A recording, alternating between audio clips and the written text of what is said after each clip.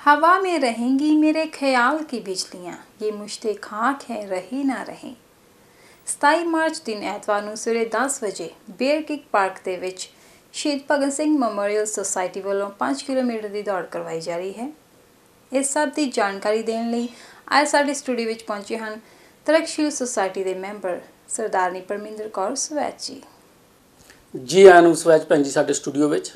ਵੀਰ ਜੀ ਤੁਹਾਡਾ ਬਹੁਤ ਬਹੁਤ ਧੰਨਵਾਦ ਵੀ ਤੁਸੀਂ ਸਾਨੂੰ ਹਰ ਵਕਤ ਹਰ ਸਮੇਂ ਇੱਥੇ ਟਾਈਮ ਦਿੰਦੇ ਹੋ ਲੋਕਾਂ ਦੇ ਰੂਬਰੂ ਹੋਣ ਲਈ।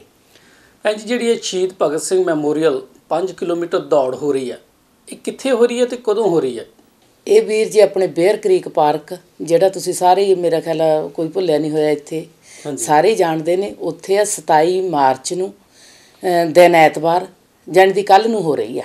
ਸ਼ਹੀਦ ਭਗਤ ਸਿੰਘ ਮੈਮੋਰੀਅਲ 5 ਕਿਲੋਮੀਟਰ ਦੌੜ ਹੋ ਰਹੀ ਆ, ਇਹ ਫ੍ਰੀ ਹੈਗੀ ਆ ਜਾਂ ਇਹਦੇ ਕੋਈ ਚਾਰਜਸ ਵੀ ਹੈਗੇ? ਇਹਦੇ ਵਿੱਚ ਇਹ ਆ ਵੀ ਜੀ ਰਜਿਸਟ੍ਰੇਸ਼ਨ ਫੀਸ ਇਹਦੇ ਵਿੱਚ ਲੱਗਦੀ ਆ। ਆਪਣੇ 14 ਸਾਲਾਂ ਤੱਕ ਉਮਰ ਦੇ ਬੱਚੇ ਨੇ ਜਿਹੜੇ, ਉਹਨਾਂ ਦੀ $5 ਰਜਿਸਟ੍ਰੇਸ਼ਨ ਫੀਸ ਆ ਅਤੇ ਉਹ ਤੋਂ ਉੱਪਰ ਵਾਲਿਆਂ ਦੀ $10 ਰਜਿਸਟ੍ਰੇਸ਼ਨ ਫੀਸ ਆ। ਉਹਦੇ ਵਿੱਚ ਹੀ ਆਪਾਂ ਇੱਕ ਟੀ-ਸ਼ਰਟ ਭਗਤ ਸਿੰਘ ਉਹਨਾਂ ਦੀ ਫੋਟੋ ਵਾਲੀ ਉਹ ਦੇ ਰਹੇ ਹਾਂ ਅਤੇ ਨਾਲ ਜਿਹੜਾ ਰਿਫਰੈਸ਼ਮੈਂਟ ਫਰੂਟ ਅਤੇ ਪਾਣੀ ਵਗੈਰਾ ਸਾਰਾ ਆਪਾਂ ਉੱਥੇ ਪ੍ਰੋਵਾਈਡ ਕਰਾਂਗੇ। ਅਤੇ ਇਹ ਤੋਂ ਇਲਾਵਾ ਜਿਹੜੇ ਵੀ ਪੈਸੇ ਫੰਡ 'ਚ ਬਚਣਗੇ ਉਹ ਆਪਾਂ ਸਰੀ ਫੂਡ ਬੈਂਕ ਨੂੰ ਦੇ ਰਹੇ ਹਾਂ। ਭੈਣ ਜੀ ਤੁਹਾਡਾ ਕਹਿਣ ਦਾ ਭਾਵ ਇਹ ਹੈ ਕਿ ਇਹਦੇ ਵਿੱਚ ਕੋਈ ਵੀ ਬੰਦਾ ਮੁਫਤ ਹਿੱਸਾ ਨਹੀਂ ਲੈ ਸਕਦਾ, ਯਾਨੀ ਕਿ ਜਿੰਨੇ ਵੀ ਹਿੱਸਾ ਲੈਣਾ ਉਹ ਪਹਿਲਾਂ ਇਹਦੀ ਰਜਿਸਟ੍ਰੇਸ਼ਨ ਕਰਵਾਵੇ? ਨਹੀਂ ਜੀ, ਉਹ ਤਾਂ ਰਜਿਸਟ੍ਰੇਸ਼ਨ ਤਾਂ ਉਹਨਾਂ ਨੂੰ ਉਹੀ ਪਾਰਟੀਸਪੇਟ ਤਾਂ ਕਰ ਸਕਣਗੇ ਜਿਹੜੇ ਰਜਿਸਟਰਡ ਹੋਏ ਹੋਣਗੇ।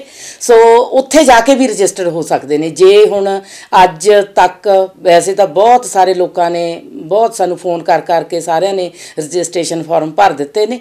ਸੋ ਪਰ ਕੱਲ੍ਹ ਨੂੰ ਵੀ ਅਸੀਂ ਉੱਥੋਂ 8 ਵਜੇ ਤੋਂ ਲੈ ਕੇ 9:30 ਵਜੇ ਤੱਕ ਲੋਕਾਂ ਨੂੰ ਰਜਿਸਟਰ ਕਰਾਂਗੇ। ਸੋ ਜਿਨ੍ਹਾਂ ਨੇ ਰਜਿਸਟਰ ਅਜੇ ਹੋਣਾ ਉਹਨਾਂ ਨੂੰ ਅਸੀਂ ਤਾਕੀਦ ਕਰਦੇ ਹਾਂ ਵੀ ਉਹ 9:30 ਤੋਂ ਪਹਿਲਾਂ ਉੱਥੇ ਪਹੁੰਚ ਜਾਣ ਅਤੇ ਆਪ ਜਾ ਕੇ ਰਜਿਸਟਰ ਹੋਣ। ਭੈਣ ਜੀ ਇਸ ਦੌੜ ਨੂੰ ਕਰਵਾਉਣ ਦਾ ਮਕਸਦ ਕੀ ਹੈਗਾ?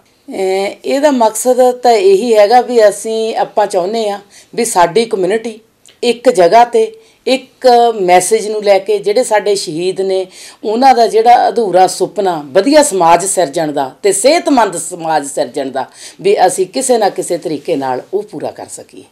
ਹਾਂਜੀ ਭੈਣ ਜੀ, ਜਿਵੇਂ ਅਸੀਂ ਸਾਰੇ ਜਾਣਦੇ ਹਾਂ ਕਿ ਭਗਤ ਸਿੰਘ ਦੀ ਜਿਹੜੀ ਸੋਚ ਸੀਗੀ ਉਹ ਧਰਮ, ਖਿੱਤੇ, ਬੋਲੀ ਤੋਂ ਉੱਪਰ ਉੱਠ ਕੇ ਉਹਨਾਂ ਨੇ ਆਪਾਂ ਸਮੁੱਚੇ ਦੇਸ਼ ਵਾਸਤੇ ਵਾਰਿਆ ਸੀ ਅਤੇ ਉਹਨਾਂ ਦੇ ਜਿਹੜੇ ਵਿਚਾਰ ਸੀਗੇ ਉਹ ਮਾਨਵਤਾਵਾਦੀ ਸੀਗੇ। ਪਰ ਉਹ ਇੱਕ ਸਿੱਖ ਪਰਿਵਾਰ ਦੇ ਵਿੱਚ ਪੈਦਾ ਹੋਏ ਸੀ ਅਤੇ ਤੁਸੀਂ ਤਰਕਸ਼ੀਲ ਸੁਸਾਇਟੀ ਨਾਲ ਸੰਬੰਧਿਤ ਹੋ ਅਤੇ ਮੈਂ ਤੁਹਾਡੇ ਤੋਂ ਪੁੱਛਣਾ ਚਾਹਾਂਗਾ ਕਿ ਭਗਤ ਸਿੰਘ ਜਿਸ ਵੇਲੇ ਸ਼ਹੀਦ ਹੋਇਆ ਉਹਨਾਂ ਦਾ ਉਸ ਵਕਤ ਕਿਸੇ ਧਰਮ ਦੇ ਵਿੱਚ ਵਿਸ਼ਵਾਸ ਸੀਗਾ? ਪਹਿਲਾਂ ਪਹਿਲ ਜਦੋਂ ਜਿੰਨਾ ਚਿਰ ਉਹਨਾਂ ਦੀ ਆਪਣੀ ਸਮਝ ਨਹੀਂ ਸੀ ਬਣੀ ਉਹਨਾਂ ਚਿਰ ਉਹ ਇੱਕ ਧਾਰਮਿਕ ਵਿਚਾਰਾਂ ਦੇ ਵਿਅਕਤੀ ਸੀਗੇ।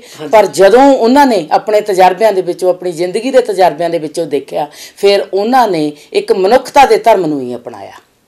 ਭੈਣ ਜੀ ਜਿਹੜੀ ਇਹ ਸ਼ਹੀਦ ਭਗਤ ਸਿੰਘ ਮੈਮੋਰੀਅਲ 5 ਕਿਲੋਮੀਟਰ ਦੌੜ ਹੋਣ ਜਾ ਰਹੀ ਹੈ ਕੱਲ੍ਹ ਨੂੰ, ਇਹਦੇ ਬਾਰੇ ਸਾਡੇ ਦਰਸ਼ਕਾਂ ਨੂੰ ਕੁਝ ਹੋਰ ਮੈਸੇਜ ਵੀ ਦੇਣਾ ਚਾਹੋਗੇ?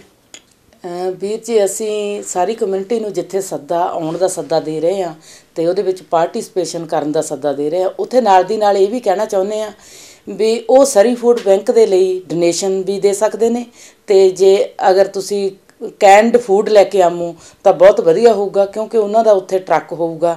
ਸੋ ਆਪਾਂ ਜਿਵੇਂ ਵੀ ਹੋ ਸਕਿਆ ਸਾਰੀ ਕਮਿਊਨਿਟੀ ਨੇ ਸਰੀ ਫੂਡ ਬੈਂਕ ਦੀ ਹੈਲਪ ਕਰਨੀ ਆ। ਸੋ ਸਾਡੀ ਇਹ ਵੀ ਬੇਨਤੀ ਹੈ। ਥੈਂਕ ਯੂ ਭੈਣ ਜੀ ਸਾਡੇ ਸਟੂਡੀਓ ਵਿੱਚ ਆਉਣ ਲਈ ਅਤੇ ਸਾਡੇ ਦਰਸ਼ਕਾਂ ਨਾਲ ਇੰਨੀ ਜਾਣਕਾਰੀ ਸਾਂਝੀ ਕਰਨ ਲਈ। ਓਕੇ ਵੀਰ ਜੀ, ਤੁਹਾਡਾ ਬਹੁਤ ਬਹੁਤ ਧੰਨਵਾਦ ਵੀ ਤੁਸੀਂ ਸਾਨੂੰ ਜਿਹੜੀ ਇਹ ਇਨਫੋਰਮੇਸ਼ਨ ਆ, ਅਸੀਂ ਵਾਰ-ਵਾਰ ਲੋਕਾਂ ਨੂੰ ਅਪੀਲ ਕਰਦੇ ਹਾਂ ਵੀ ਇਹ ਇੱਕ ਆਪਣਾ ਸਾਂਝਾ ਕਾਜ ਆ ਅਤੇ ਅਸੀਂ ਇੱਕ ਇਹਦਾ ਉਪਰਾਲਾ ਜਿਹੜਾ ਕੀਤਾ ਹੈ ਵੀ ਭਗਤ ਸਿੰਘ ਉਹਨਾਂ ਦੀ ਸੋਚ ਨੂੰ ਉਹਨਾਂ ਦੇ ਵਿਚਾਰਾਂ ਨੂੰ ਅਗਾਂਹ ਲਿਜਾਣ ਲਈ ਇੱਕ ਨਰੋਆ ਸਮਾਜ ਅਤੇ ਵਧੀਆ ਸੋਚ ਉਹਨਾਂ ਦੀ ਫਿਲਾਸਫੀ ਨੂੰ ਲੋਕਾਂ ਤੱਕ ਪਹੁੰਚਾਉਣ ਲਈ ਜਿਹੜਾ ਸਾਡਾ ਨਵਾਂ ਬੱਚਿਆਂ ਦਾ ਭਵਿੱਖ ਆ ਉਹਨਾਂ ਤੱਕ ਪਹੁੰਚਾਉਣ ਲਈ ਜਿਹੜੀ ਅਸੀਂ ਛੋਟੀ ਮੋਟੀ ਕੋਸ਼ਿਸ਼ ਕਰਦੇ ਹਾਂ ਉਹਦੇ ਲਈ ਤੁਸੀਂ ਸਾਡੇ ਨਾਲ ਹਰ ਵਕਤ ਮੋਢੇ ਨਾਲ ਮੋਢਾ ਦੇ ਕੇ ਸਾਡੀ ਹੈਲਪ ਕਰਦੇ ਹੋ। ਅਸੀਂ ਤੁਹਾਡਾ ਬਹੁਤ ਬਹੁਤ ਧੰਨਵਾਦ ਕਰਦੇ ਹਾਂ ਜੀ।